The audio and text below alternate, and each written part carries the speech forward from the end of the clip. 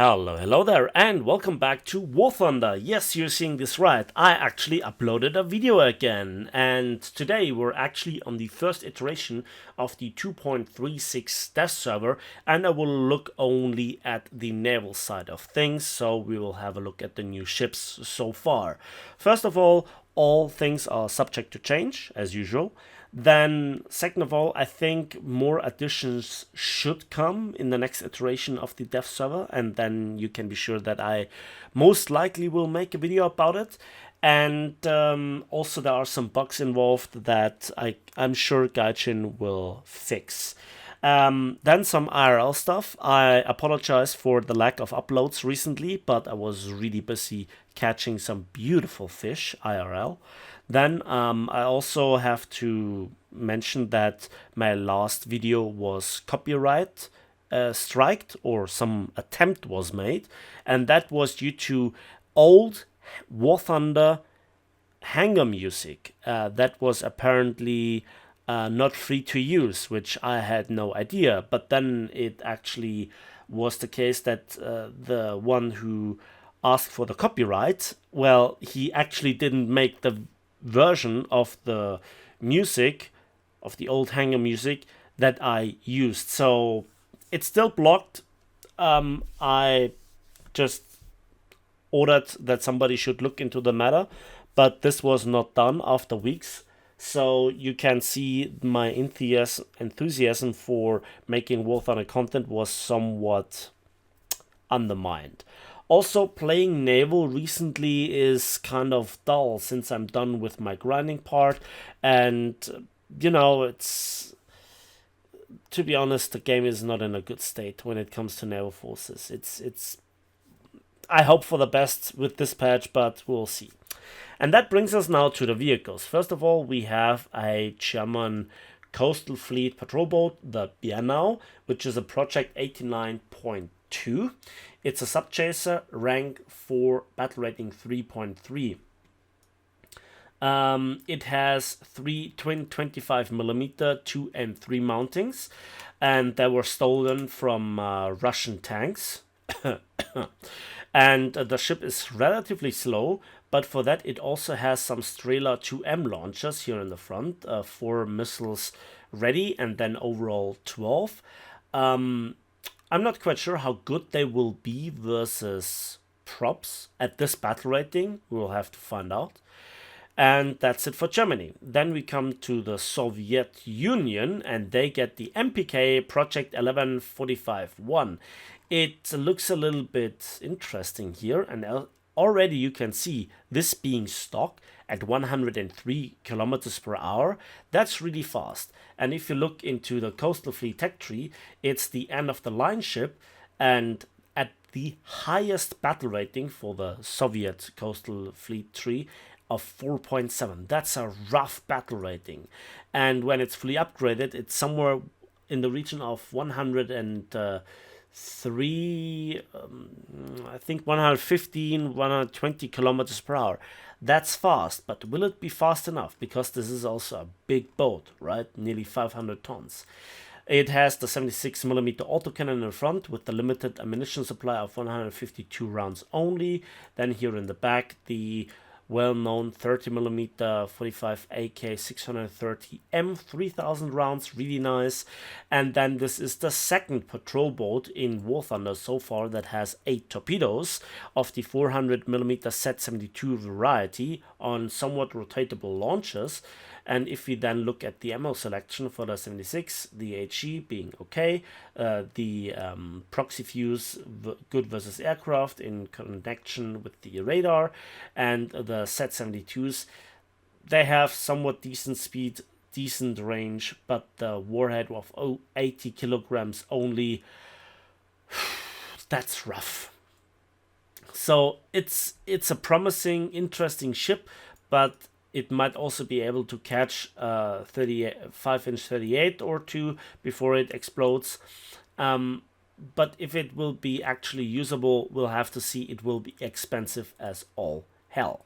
And then we come to Britain, and they added the beautiful HMS Queen Mary, lead ship of her class, and The guys at Gaijin, there are some really funny guys, because look at that line. It's top of the, it's just below the HMS Hood, and beginning from here, the HMS Glorious was converted to an aircraft carrier and sunk by Scharnhorst and Gneisenau in World War II.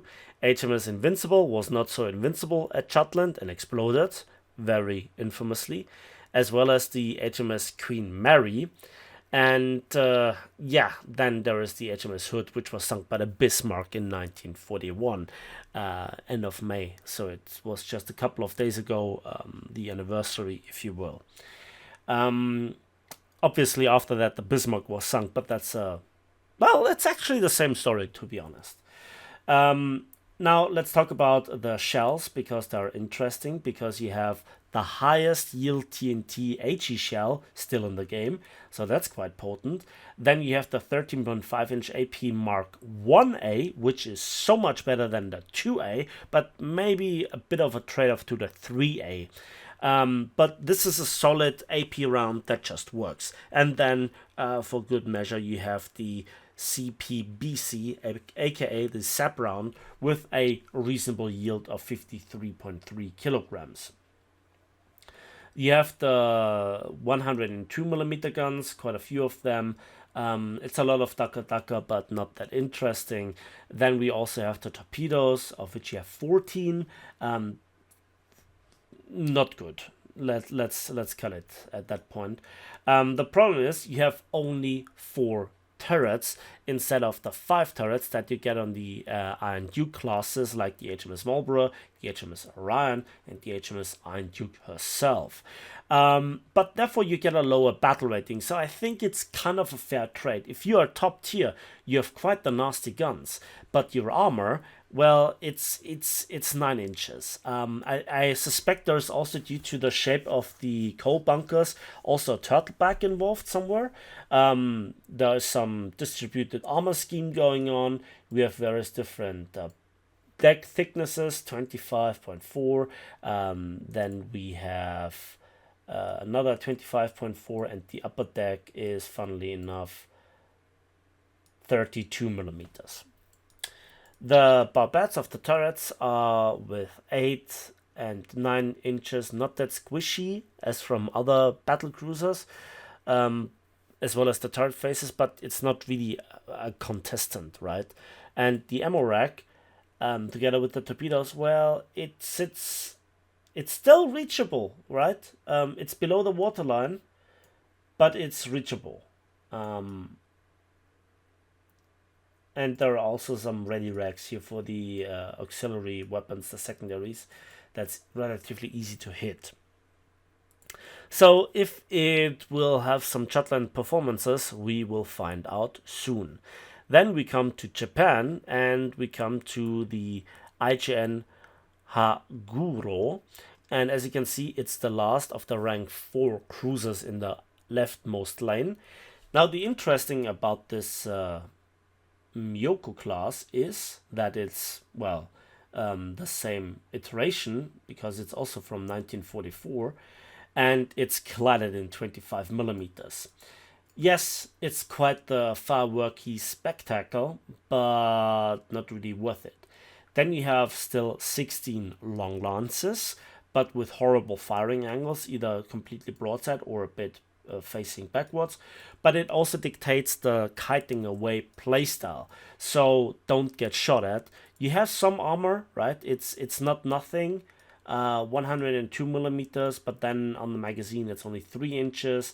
Deck armor is relatively thin with 35 to 32mm, but the magazines are somewhat below the waterline. It's actually just shy of the waterline, so still hittable. And the thing is, the armor on the turrets, that's just a deal breaker for a lot of the Japanese heavy cruisers. But the barbettes are somewhat better than of some similar classes, right? So you might not get barbette HE broken every time a 5-inch 38 hits you. Still some shell catching designs going on here. It's relatively squishy, but you have 10 8-inch guns, good HE, good AP, good reload. It's a decent ship. That's all that I can say about it, especially for battle rating 5.7. But yeah, you don't really want to face a Prince Eugen. It will just hammer through your armor with every shell type. Then that's it for Japan. Then we come to Italy, and we have the Alano. Now, the Alano is in the Coastal Fleet tech tree just before the Saetta, and those are two completely different ships, separated by an entire battle rating. But the RP cost for this one will be absurd either way. Now, if this looks like a US LCS, you might not be far off. It's the same ship but modified. And additional to the existing twin 40 millimeters, you have a bit more 20 millimeter, 50 cals, and another 40 millimeter in the front. So the forward-facing firepower is serious. You can afford to get one firing position get knocked out, and while you repair, you still have the ability to fire back. There is some armor, but not too much. But you know, the ammo is there. Currently, there is a bug that after the first clip, which is like 4 rounds per barrel, the super firing 40 millimeter will stop firing. Gaijin must be aware of this because I gave them the feedback on Discord, which they asked everybody to always provide when there is a new dev server. So I'm really interested if they will actually listen to this and fix it. I have no idea what causes it, but that's just the case at the moment. It's relatively slow, even fully upgraded, roughly 30 kilometers per hour. In an up tier, you are just gun food and get shot up by any sort of destroyer. And while 40 millimeters are good, you know, they have their limits. But in a down tier, you know, you just can feast on bots and whatever. Then we come to France, and they have 2 nice ships. We have the Tornade, I think this is how you pronounce it. It's a 3.7 rank 1 premium that is relatively cheap.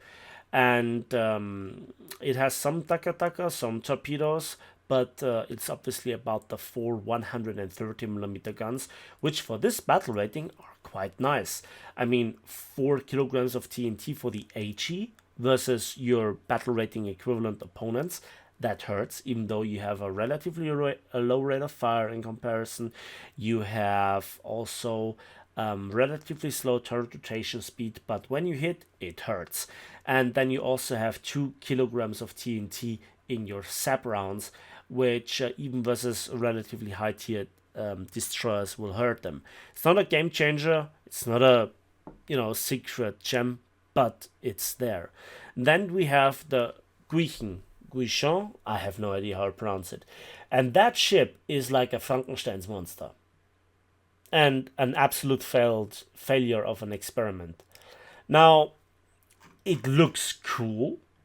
And don't adjust your screens because you're seeing right.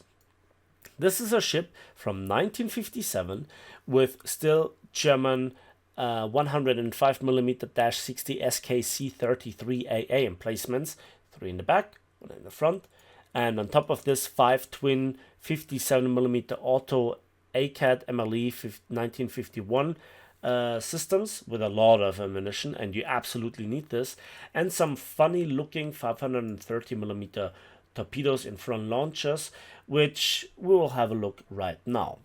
No real armor. Then the magazines are at the waterline, so absolutely hittable. The rear one is over the waterline, so this is where you have to aim. The ship is decently fast. If it's upgraded, I think it will exceed 70 kilometers per hour. And then let's have a look at the ammo. And the problem is the 105s don't get AP. Their rate of fire isn't really good. So you have to switch to the 57s, but they don't have the TNT yield, nor the penetration, nor the ammunition type, because HE only for both main shell types, and you cannot use them simultaneously. The advantage of those is those are autocannons and they don't overheat, but you only have 3 twin autocannons per side.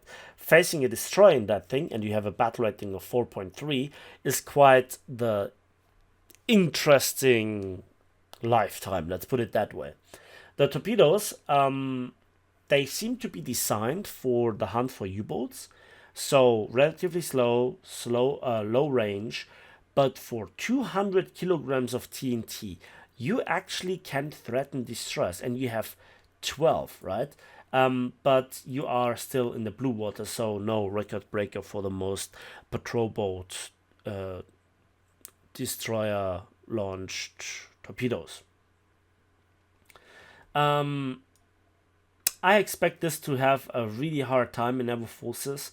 The battle rating, well, the autocannons would be too strong for 3.7 or 4.0, but 4.3, all the up tiers, all the suffering. I don't see this ship so far. Too many drawbacks for too little gimmicks. We'll have to see.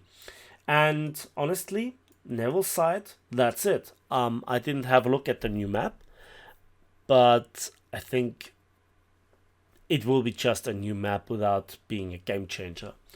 And that's it for me today. So thanks for watching. Thanks for listening. I hope you enjoyed this little overview.